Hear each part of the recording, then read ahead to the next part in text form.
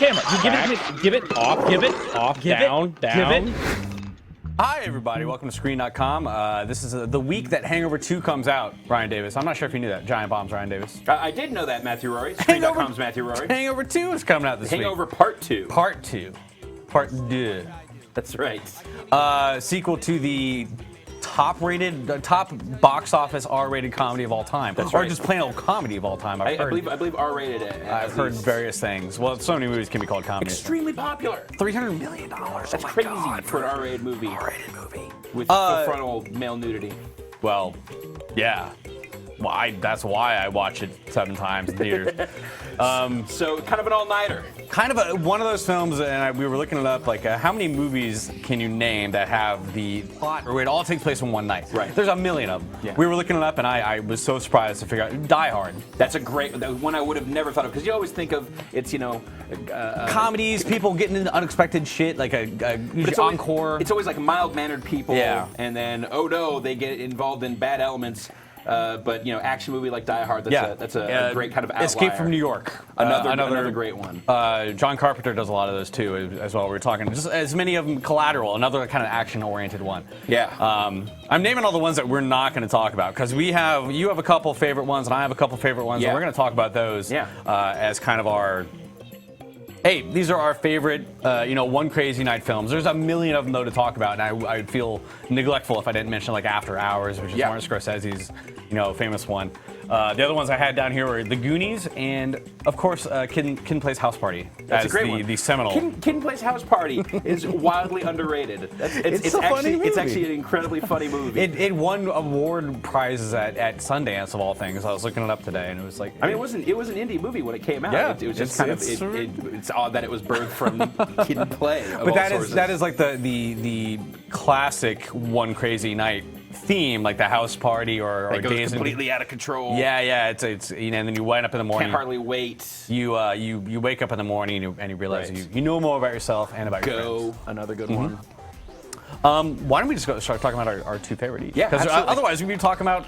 I'm gonna keep doing this all day. You just keep. I can't stop talking about it. Even The Hangover is still like even from 2 years ago. It's a fantastic. Well, it's a really The Hangover is kind of an interesting example here because it's really about the aftermath of the One Crazy Night. It is an interesting kind of spin on. It is about the One Crazy Night, but it's almost like this Rashomon. It's the second Crazy Night, really. It's them dealing with the events of that. Yeah. So, I also want to throw out one more before we get into our favorites. Blind Date with Bruce Willis and Kim Basinger.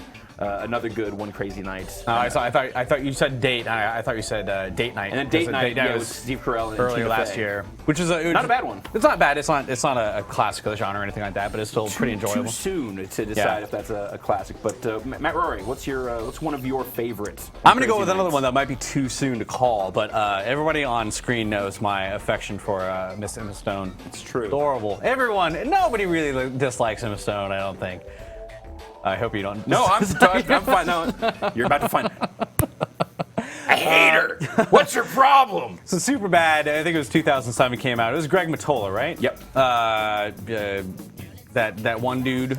Seth the other dude. Seth Rogen. I mean, it's all I know is Emma Stone, really. It's a Seth Rogen Michael Cera written film, but Seth Rogen, yeah, he's a cop in there. It's Jonah Hill, Michael Cera. Yeah. Kind of the median level popularity high school kids trying to get to this house party. Again, a house party is like the ultimate. Simple premise. Kids want to buy beer to go to the house party. Maybe get laid. To be super cool at the house party. Yeah. And then also, of course, Christopher Mintz-Plasse.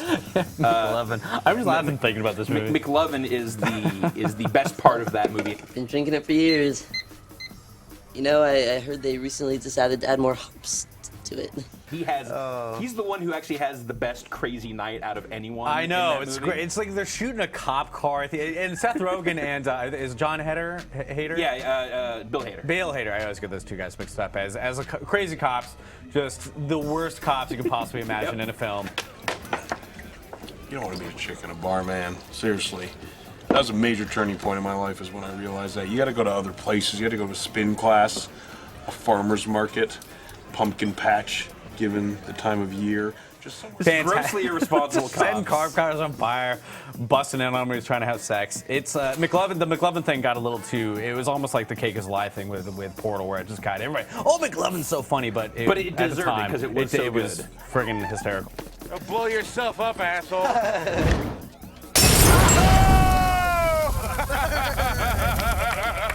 Yeah. Oh my God.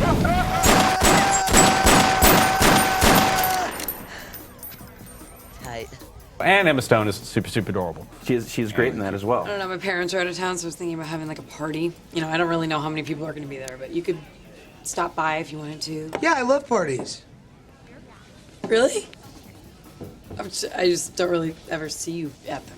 You know, it's a love-hate thing. So that is my first nomination, Superbad. Okay. Again, it's a little too soon to know if it's going to be a classic of the genre, but I can definitely see. I think it's a better film than like Adventures in Babysitting, which people still kind of think of as reverentially. So Yeah. I totally love that film. So. I'm gonna go a little more classic here. Okay. Dazed and Confused. Richard Very much a Linklater, classic. his breakout Yeah. film. After Slacker, of course. But this late '70s coming of age movie. Yeah. That pulls no Being punches. such brave little kids, I'm only gonna give each of you 5 licks. I don't think so, creep. Mom! Carl, get in the house. Get in the house! Oh, and Mitch, Carl, we'll be seeing each other again.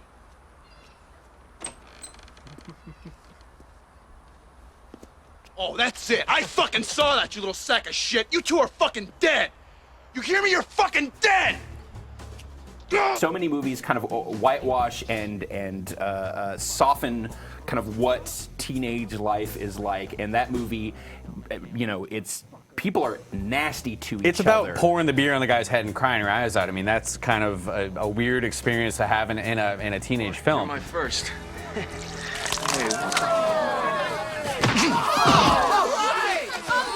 He did it. I can't believe it. Fucking knew I should have kicked your ass. Come on.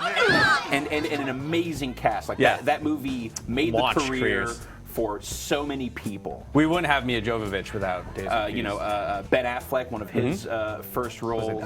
O'Bannon. So on that fence there, all right? And just squeal like a pig. You ready to switch it? Joe Lauren Adams is in there. Yeah. Matthew McConaughey, maybe still his best role ever. That's what I love about these high school girls, man. I get older, they stay the same age.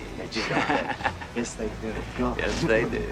Just so, and it's hard to. It's still to this day, like 15 years, maybe even longer later. It's almost impossible to separate Matthew McConaughey from that character. You got a joint?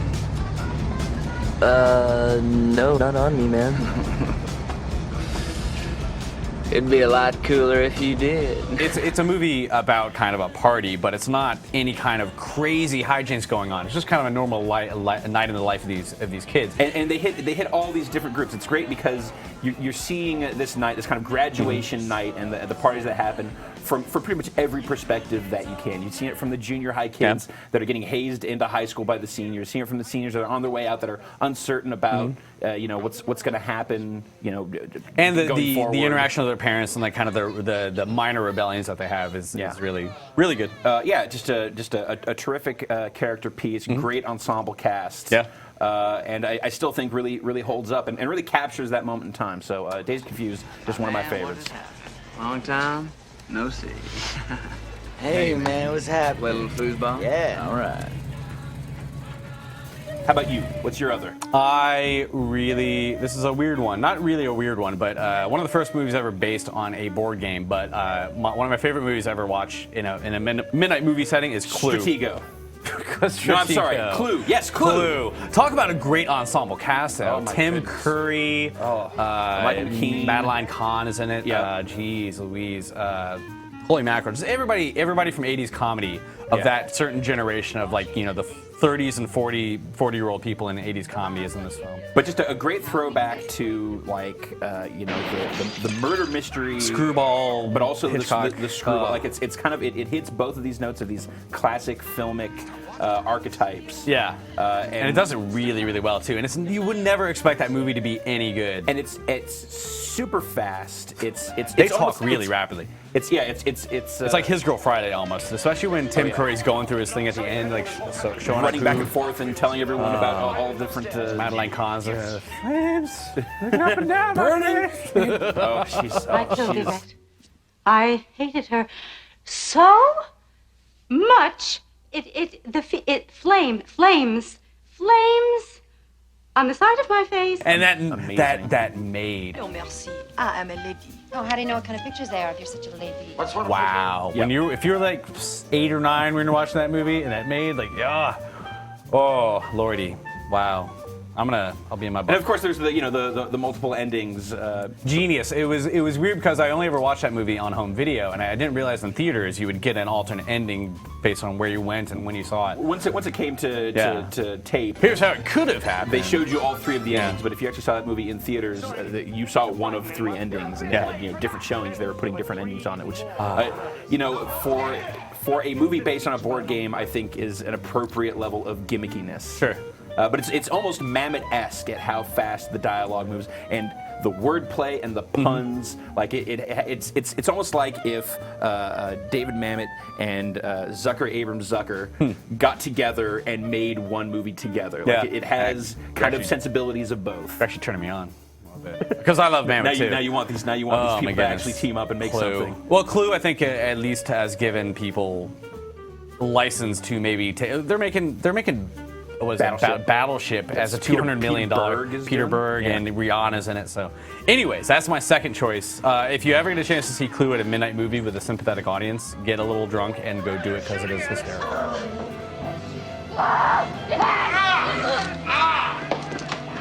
No, please.